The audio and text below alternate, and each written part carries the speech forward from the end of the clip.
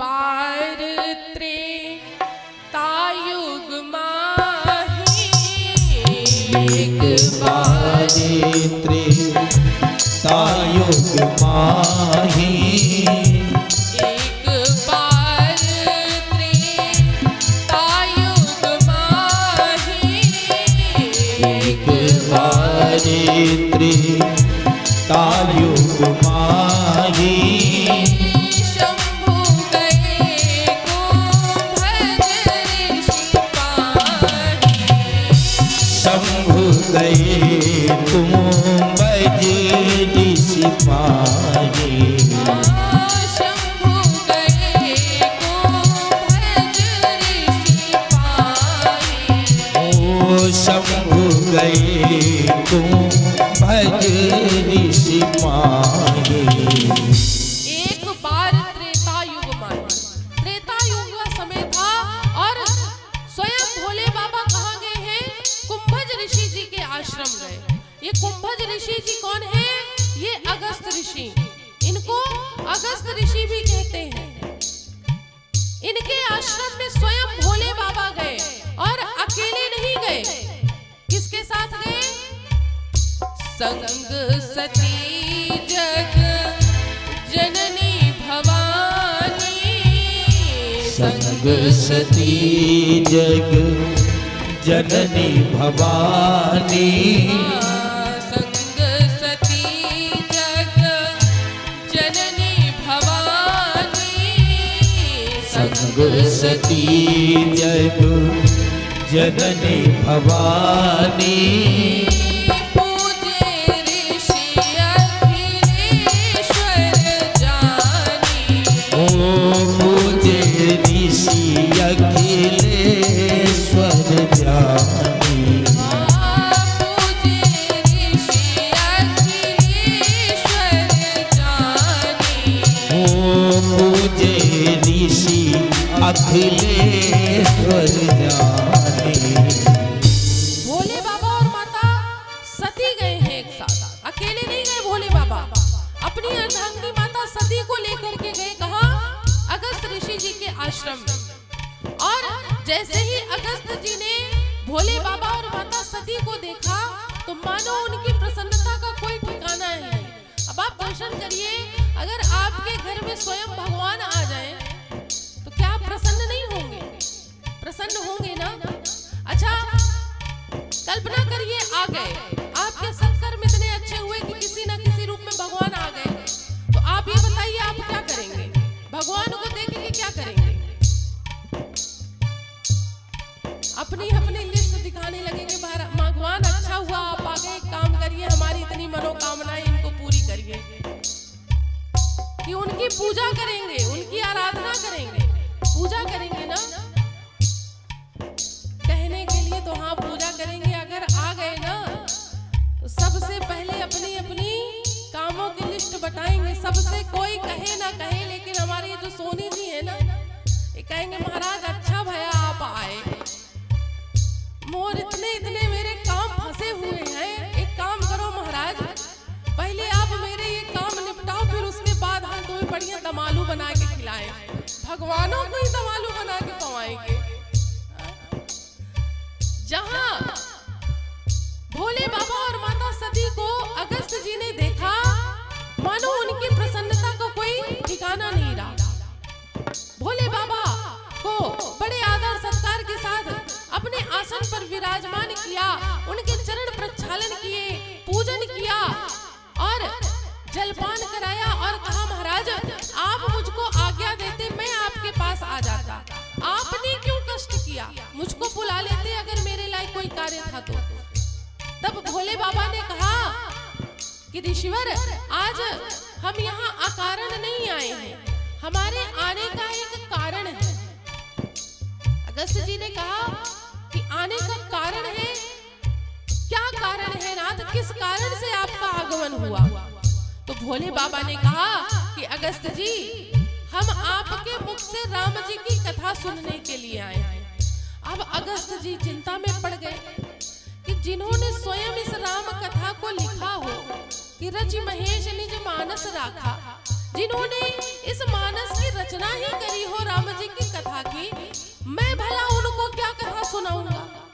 मन में आता है कि नहीं, जब हमसे कोई श्रेष्ठ, हमसे कोई विद्वान आकर के हमसे कहने लगे कि आप इसी विषय में हमको बताइए, तो मन में एक चिंता आ जाती है कि हम क्या बताएंगे इनको उस विषय में जो स्वयं इसके विद्वान हैं, जिन्होंने स्वयं इनकी रचना करी है इस ग्रंथ की। अब अगस्त्य जी परेशान, अब मना भी नहीं कर पा रहे हैं कि उनकी आराधना क्योंकि आदेश है। तब अगस्त्य जी ने कहा कि नाथ, मैं इस योग्य तो नहीं हूँ कि आपको कथा सुना पाऊं, लेकिन जो भी मुझसे टूटा फूटा बनेगा मैं आपको सुनाने का प्रयास करता हूँ। अब भोले बाबा और माता सती श्रोता के रूप में बैठे और अगस्त्य जी वक्ता के रूप में विराजमान हुए। अब अगस्त्य जी कथा सुनाना प्रारंभ करते हैं। हाँ, राम कथा मुनि बरज बखानी, राम कथा मुनि बरज बखानी, राम कथा मुनि बरज बखानी, राम कथा मुनि बरज बखानी, सुनी महेश परम सुख मानी, ओ सुनी महेश परम सुख मानी, सुनिए महेश परम सुख मानी, ओ सुनी महेश परम सुख मानी। राम कथा मुनि बरज बखानी, सुनी महेश परम सुख मानी। अब आप यहाँ दर्शन करिए, भोले बाबा किसके साथ आए हैं? संग सती जग जननी भवानी, अर्थात संग में कौन है? माता सती है, जगत की जननी है। लेकिन यहाँ पर गोस्वामी तुलसीदास जी कहते हैं कि जब अगस्त्य जी ने कथा कहना प्रारंभ किया तो सुन करके प्रसन्न कौन हुआ? केवल भोले बाबा। सुनी महेश परम सुख मानी, अर्थात इस कथा को सुना किसने? केवल भोले बाबा। अब यहाँ एक निवेदन करें कि आते तो बहुत है कथा सुनने के लिए, कथा प्रांगण में लोग तो बहुत बैठते हैं, लेकिन ऐसा जरूरी नहीं है कि सब कथा सुनते ही हैं। बहुत से लोग ऐसे होते हैं कि कथा प्रांगण में बैठ तो जाते हैं, लेकिन कथा क्या हो रही है ये उनसे मतलब नहीं है। बस ये है कि हाँ कथा चल रही है। बहुत से लोग तो आते ही इसलिए हैं कि कहीं एक किनारे हमें खम्मा मिल जाए टिकने को और हम बस वहीं पे बैठ के सो जाए। दो मित्र थे, तो एक उनके यहाँ पर नगर में एक आयोजन होना था, कथा का ही आयोजन होना था। तो एक मित्र ने कहा कि मुझे किसी कारण से बाहर जाना है, तो एक काम करो, आप मेरी जगह पे आप कथा सुनना और जो जो कथा में हो आप वो मुझको बता देना जब मैं आऊंगा। जाना बड़ा जरूरी है, अगर जरूरी ना होता जाना तो मैं नहीं जाता। मित्र ने कहा अच्छा ठीक है जाओ, अगर तुम्हारा जरूरी है इतना जाना तो। ध्यान से सुनिएगा, सोनी जी आप ही के लिए है। तो वो मित्र चला गया, कथा हुई। कथा के बाद जब वो मित्र आया तो उसने पूछा कि क्या हुआ मित्र, कैसी रही कथा? कहे मित्र कथा तो बड़ी अच्छी थी, आनंद आ गया। तो उसने पूछा ये बताओ अच्छा कथा में बताया क्या क्या गया? कहने लगा अरे बड़ी अच्छी अच्छी बातें बताई गई। एक बात हो तो मैं बताऊं, अरे बड़ी अच्छी अच्छी बातें थी, एक से बढ़कर एक अच्छी बातें थी। अब मैं तुमको क्या बताऊं, इतनी अच्छी अच्छी बातें थी। कहे अरे उन अच्छी बातों में एक तो कोई बात बता दो अच्छी। कहता है कि बातें तो इतनी अच्छी अच्छी महाराज ने बताई, लेकिन मित्र मैं सत्य बताऊं, मैं कथा सुनने तो रोज जाता था, लेकिन एक किनारे बैठ करके मैं सो जाता था। अब उस कथा में महाराज ने क्या क्या बताया ये मुझको नहीं पता, वो तो बीच बीच में ताली बज जाती थी तो ये लगता था कि हाँ कथा अच्छी हो रही है। तो बहुत से लोग कथा में बैठते तो हैं लेकिन कथा सुनते नहीं है। इसलिए कथा का लाभ लेना है तो कथा सुनना भी जरूरी है। जैसे यहाँ पर कई लोगों को निद्रा देवी का आगमन हो चुका है, देखिए पीछे यजमान जी के पीछे, जय हो जय। अब क्या करें, इतने रिश्तेदार सबके यहाँ आ रहे हैं, इतना भोजन बनाना पड़ रहा है, सारी अब थकान कथा में ही तो उतरेगी, इसीलिए आके बैठ जाते हैं कि जाएं इसी बहाने सोने को मिल जाएगा, है ना। कथा जितने रिश्तेदार बनवा बनवा के भोजन परेशान करें, तो जाए कथा में ही सोने को मिलेगा। ऐसे रहेंगे तो चाय ही बनानी पड़ेगी, टेंट में अंदर रहेंगे तो ऐसा नहीं करना चाहिए। यहाँ पर भोले बाबा ने तो कथा सुनी, लेकिन माता सती ने कथा को नहीं सुना। परिणाम स्वरूप जब माता सती और भोले बाबा अगस्त जी से कथा सुन करके जाने लग गए, तो भोले बाबा ने अगस्त जी से कहा कि अगस्त जी, आपने मुझको कथा तो बड़ी सुंदर सुनाई, अब आप उस कथा के दक्षिणा स्वरूप आप बताइए मैं आपको क्या दूं। जब हम किसी से कथा सुने श्रवण करें तो उसको भेंट स्वरूप वक्ता को जरूर कुछ ना कुछ देना चाहिए, लेकिन ऐसी वस्तु देनी चाहिए जिसका वह सदुपयोग कर सके, अर्थात जो वो उपयोग कर सके। ऐसा नहीं देना चाहिए कि वो रखा रखा एक किनारे रखा ही रह जाए। ऐसी वस्तु भेंट करने का कोई अर्थ नहीं होता। हमें कभी किसी को वस्तु भेंट करनी हो तो चाहे वह छोटी वस्तु भेंट करिए, लेकिन ऐसी करिए कि जिसका वह उपयोग कर सके। बहुत से लोग तो ऐसे होते हैं कि खाता पूर्ति करते हैं, ऐसी वस्तु भेंट करेंगे जो कभी उसको देखने का मन ही ना करे, जिसको कोई नहीं पूछेगा, जिस सामान को वो वस्तु ले आकर के कहे कि चलो इसी को दान कर दे। दान करने में कौन सी, अच्छा दान की दुकानों में लिस्ट भी अलग आती है, जाएंगे दुकानदार के पास ना, कहेंगे अरे वो दान करने वाला सामान दे दो, जो दान किया जाता हो। ऐसे ही जब पंडित जी सामान लिख के देते हैं ना, पूजा का सामान, तो कहेंगे अरे वो पूजा वाली सुपारी ले आके दे दो, पूजा वाली सुपारी। हर चीज का नाम भी अलग अलग दुकान, तो दुकान वाले वही चीज छांट के देते हैं। ऐसा नहीं करना चाहिए। आप किसी को थोड़ा दीजिए, लेकिन ऐसा दीजिए जिसका वह उपयोग कर सके।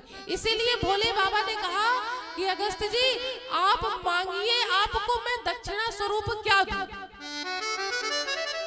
अगस्त जी ने कहा कि नाथ, अगर आप मुझको कुछ देना ही चाहते हैं तो आपने जिनकी कथा सुनी है, आप मुझको उनकी भक्ति प्रदान करिए। देखिए, राम जी की भक्ति देने का अधिकार यदि किसी को है तो वो किसको है, तो भोले बाबा को। अगस्त जी ने कहा नाथ, मुझको और कुछ नहीं चाहिए, और मैं लेकर के क्या करूंगा। अगर आपको कुछ देना है नाथ, तो आप मुझको उन्हीं रघुनाथ जी की भक्ति प्रदान करिए जिनकी मैंने आपको कथा सुनाई। भोले बाबा बड़े प्रसन्न हुए और श्री रघुनाथ जी की अविरल भक्ति प्रदान करी और माता सती के साथ चल दिए। अब यहाँ दर्शन करिए कि जब माता सती अगस्त जी के आश्रम आई थी, तब माता सती कौन थी, जग की जननी थी। और जब माता सती अगस्त जी के आश्रम से जा रही हैं, तो वो क्या हो गई, चले भवन संग दक्ष कुमारी, अर्थात जो जगत की जननी आई थी, जब वो वापस जाने लग गई तो क्या बन गई, दक्ष की कुमारी। अर्थात ये जो माता सती के पिता है ना दक्ष, ये बड़े अहंकारी हैं। और माता सती ने कथा नहीं सुनी, इसलिए वह क्या हो गई, एक अहंकारी की पुत्री बन गई। जो मान और जो सम्मान के साथ माता सती आई थी, उन्होंने अपना मान और सम्मान वहीं पर छोड़ दिया और एक अहंकारी की पुत्री बन के गई। अब यहाँ दर्शन करिए कि जो कहते हैं ना कि हमारा मान और सम्मान करो, लेकिन मान और सम्मान हमारे व्यवहार से होता है। कोई कितना भी प्रयास कर ले किसी से जबरदस्ती मान और सम्मान कराने का, लेकिन नहीं करा सकता। आपका व्यवहार ही आपको समाज में मान और प्रतिष्ठा प्राप्त करा सकता है। कोई कितना भी चाह ले कि बिना आपके व्यवहार से हमको मान और प्रतिष्ठा प्राप्त हो जाए तो नहीं हो सकती। उसके लिए आपको वो व्यवहार अपनाना पड़ेगा जिससे समाज में आपका मान और सम्मान हो। माता सती ने अपना मान और सम्मान स्वयं वहां पर गंवा दिया, उन्होंने क्योंकि कथा को सुना नहीं। और जब वो वापस गई तो एक अहंकारी की पुत्री कहला के गई। और अब माता सती और भोले बाबा चले तो मन में भोले बाबा के एक विचार आया कि त्रेता युग का समय चल रहा है, मेरे प्रभु यहीं कहीं पे लीला कर रहे हैं, तो जिनकी मैं कथा सुन के आया हूँ, अगर मुझे उनके दर्शन प्राप्त हो जाए तो आनंद आ जाएगा। रघुनाथ जी ने भोले बाबा की इस मनोकामना को सुन लिया। और उस समय पर कौन सी लीला चल रही थी? जब रावण माता सीता का हरण करके ले गया था और राम जी और लक्ष्मण जी माता सीता को खोज रहे थे। भोले बाबा आकाश मार्ग से चल रहे हैं, नीचे राम जी और लक्ष्मण जी माता सीता को खोज रहे हैं। उसी समय पर आकाश मार्ग से भोले बाबा की नजर नीचे रघुनाथ जी पे पड़ी। जैसे ही भोले बाबा ने राम जी को देखा, अब तो वो खुशी से नृत्य करने लग गए और बार बार कहने लग गए, जय हो सच्चिदानंद, जय सच्चिदानंद, आपके दर्शन पाकर के मैं धन्य हो गया। माता सती ने जब भोले बाबा का ये व्यवहार देखा तो माता सती ने सोचा कि भोले बाबा इनको सच्चिदानंद सच्चिदानंद कह रहे हैं, जो अपने पत्नी के विरह में पेड़ों से लिपट के पूछ रहे हैं कि क्या आपने मेरी सीता को देखा, मेरी भार्या को देखा। इनको मेरे प्रभु सच्चिदानंद कह रहे हैं, ब्रह्म कह रहे हैं। मुझे ये भोले बाबा का व्यवहार समझ में नहीं आ रहा। अगर ये ब्रह्म होते, भगवान होते, परमात्मा होते, तो क्या इनको पता नहीं होता कि इनकी पत्नी कहाँ है, इनकी भार्या कहाँ है? ये ब्रह्म नहीं है, मैं इनको ब्रह्म नहीं मानती। भोले बाबा ने बहुत समझाया देवी कि यही ब्रह्म है, यही परमात्मा है।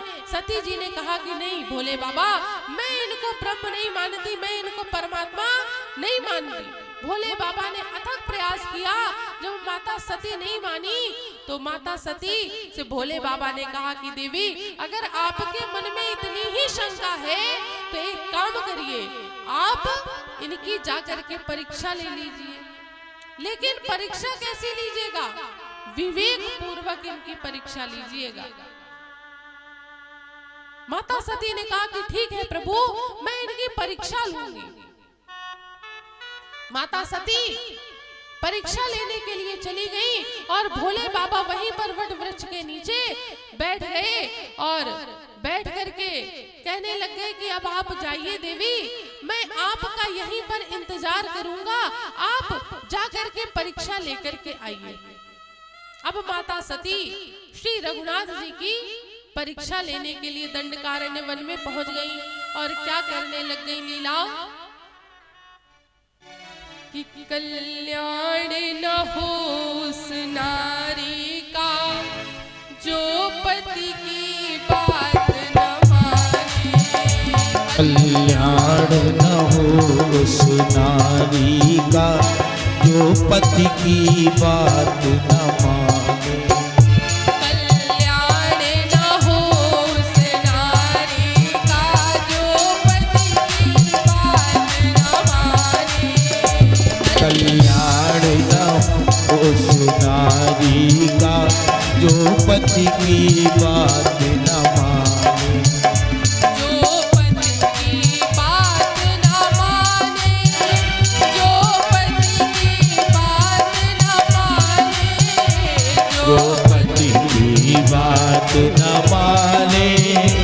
जो पति की बात न माने, जो पति की बात न माने, जो पति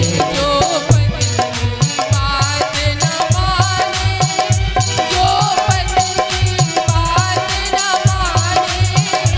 जो पति की बात न माने, जो पति की बात न माने।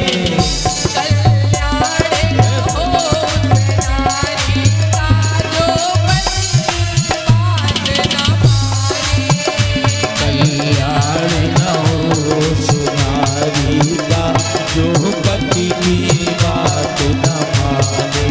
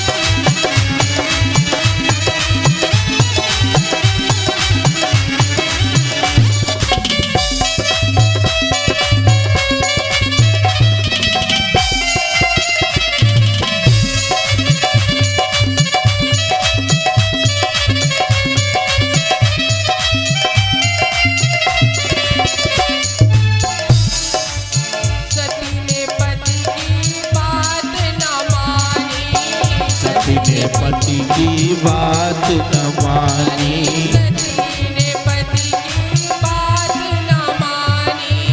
सती ने पति की बात न मानी। राम को जाचन चली भवानी, राम को जाचन चली भवानी,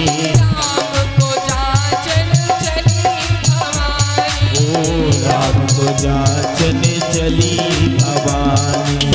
ओ रूप धर लियो, जय हो, रूप धर लियो, जय हो। रूप धर लियो चलत दुलारी, काजो पति बात न माने। तो कल्याण न हो उस नारी का जो पति की बात न माने।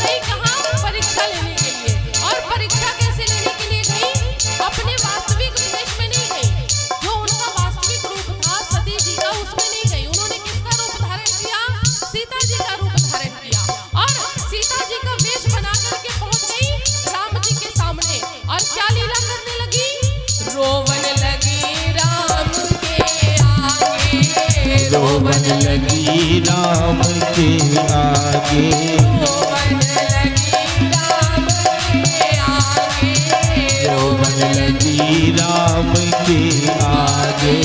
प्रभु पहचान कहानियों लागे, प्रभु पहचान कहानियों लागे, प्रभु पहचान कहानियों लागे, प्रभु पहचान कहानियों लागे।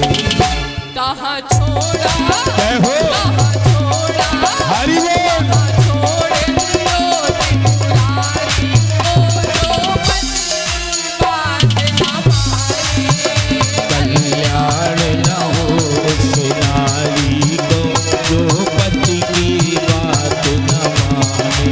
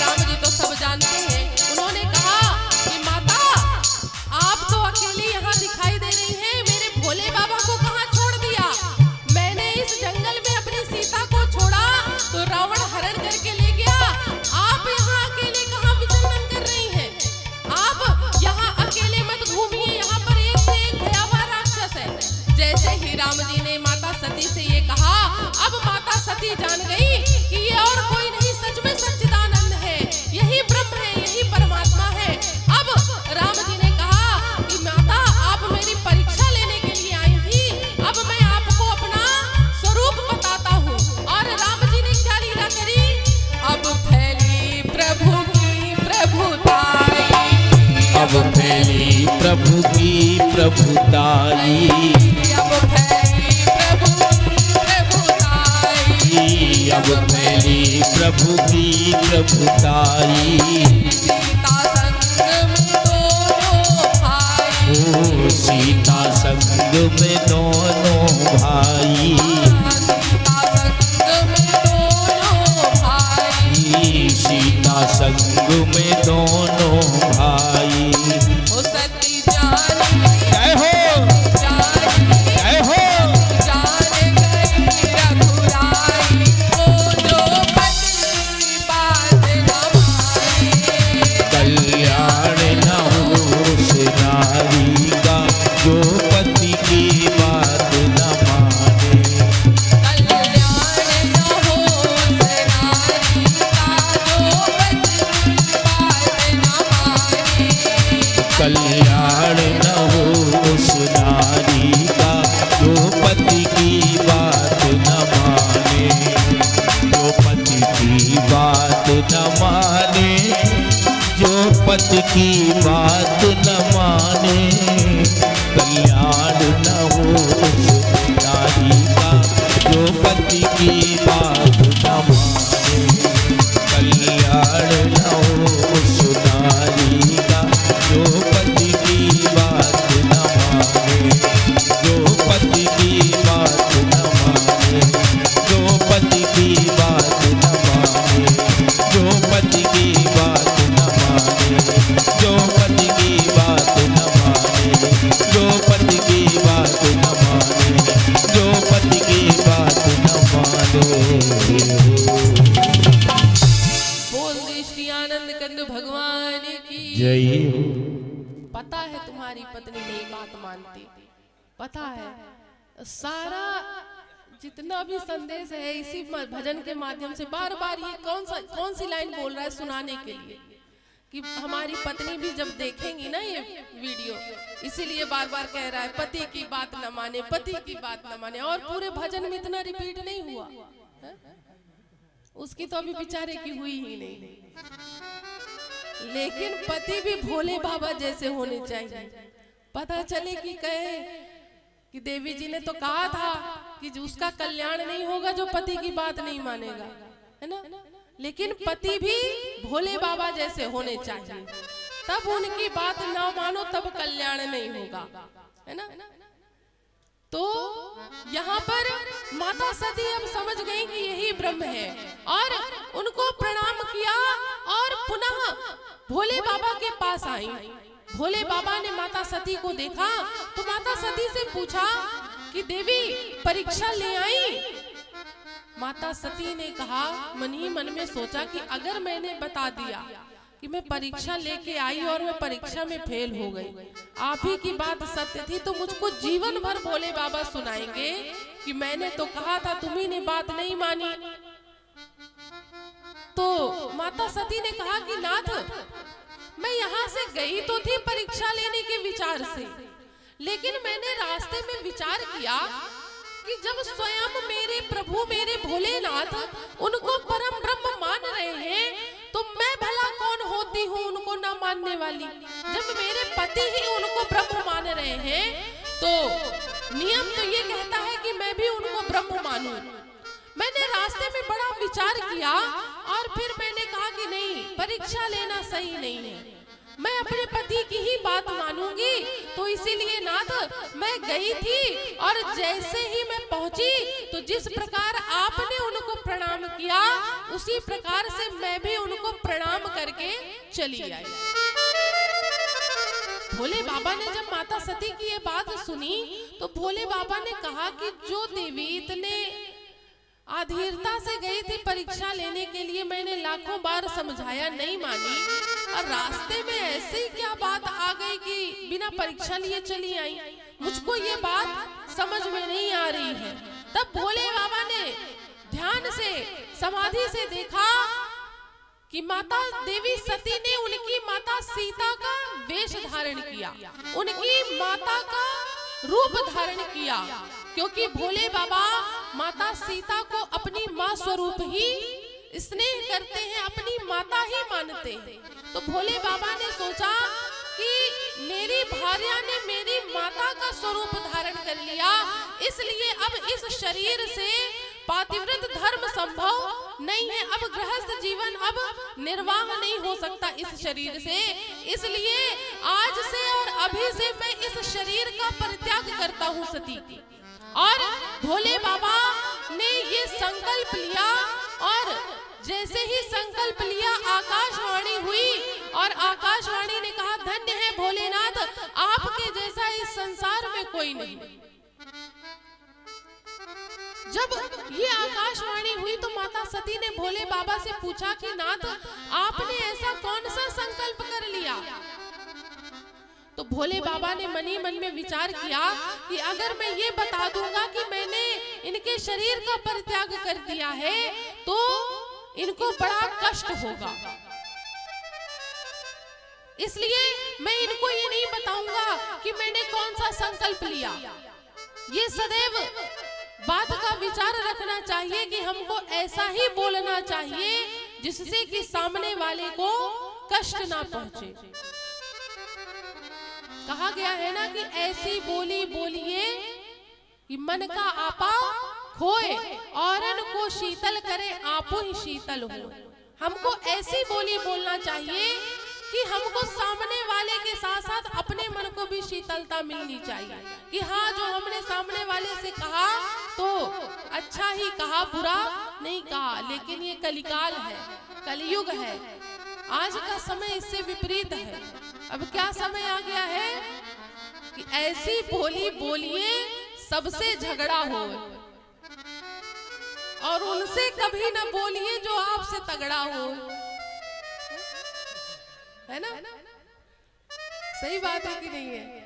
ऐसी बोली हमें आजकल सब बोलते हैं कि बस लड़ाई हो ही जाए, बिल्कुल बचे ना लड़ाई होने से, और उससे कभी नहीं उलझेंगे जो आपसे डबल ट्रिपल होगा, डबल एक्सल ट्रिपल एक्सल, कि भैया एक घूसा दे दिया तो हम तो जमीन में दिखाई देंगे। तो ऐसा व्यवहार नहीं करना चाहिए, हमको सदैव ऐसा बोलना चाहिए, या तो आप नहीं बोल सकते तो उस जगह पर मौन हो जाना चाहिए। जब आप ये जान लीजिए कि हमारे बोलने से अब लड़ाई ही होगी तो वहां पर मौन हो जाना चाहिए। और भोले बाबा ने भी वही व्यवहार किया, और भोले बाबा समाधि में चले गए कि अगर मैं जागता रहूंगा तो देवी बार बार मुझसे पूछेंगी और किसी न किसी बात पर मुझे उनको बताना ही पड़ जाएगा। इसलिए भोले बाबा 87,000 वर्ष की समाधि में चले गए। अब उस समाधि के बाद जब जागे तो माता सती ने जैसे ही जाना कि भोले बाबा जाग गए, तुरंत माता सती आई, भोले बाबा ने उनको सामने आसन प्रदान किया।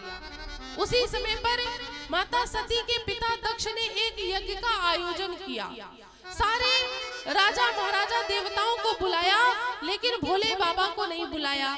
सारे देवता आकाश मार्ग से जा रहे थे। जब माता सती ने आकाश मार्ग से इतने देवताओं को जाते हुए देखा तो माता सती ने भोले बाबा से पूछा कि नाथ ये सब कहाँ जा रहे हैं। भोले बाबा ने कहा कि आपके पिता ने एक यज्ञ का आयोजन किया है, उसी में ये जा रहे हैं। माता सती ने कहा कि नाथ हमको तो निमंत्रण नहीं आया, आप तो समाधि में थे लेकिन मुझे भी निमंत्रण नहीं आया। भोले बाबा ने कहा कि देवी आपके पिता ने मेरा यज्ञ से बहिष्कार किया है, यज्ञ में मेरा भाग ना देने का निर्णय किया है, मुझे किसी भी यज्ञ में ना बुलाने का निर्णय लिया है। माता सती ने कहा कि नाथ लेकिन मैं तो पुत्री हूँ, मैं तो जा ही सकती हूँ। भोले बाबा ने यहाँ पर भी माता सती को बहुत समझाया, लेकिन माता सती नहीं मानी। परिणाम स्वरूप नंदी आदि के साथ भोले बाबा ने माता सती को भेजा। यज्ञ में भोले बाबा का भाग ना देखकर माता सती को बड़ा क्रोध आया, और उसी क्रोध में राजा दक्ष को नाना प्रकार की बातें बोल करके उसी क्रोध की योगाग्नि में माता सती ने स्वयं को भस्म कर लिया। और आखिरी समय पर उन्हीं रघुनाथ जी से यही वरदान मांगा कि हे नाथ, मैं जानती हूं कि मैं आपकी भक्त नहीं हूं, लेकिन आप से इतना निवेदन है कि आप करुणा निधान हैं। मुझसे जो गलती हुई वो तो हुई, लेकिन नाथ अब मैं आपसे अंतिम समय पर यही वरदान मांगती हूँ कि मुझको हर जन्म में भोले बाबा ही पति के रूप में प्राप्त हो। मैं जितनी बार भी जन्म लूं, मुझको पति के रूप में भोले बाबा ही प्राप्त हो।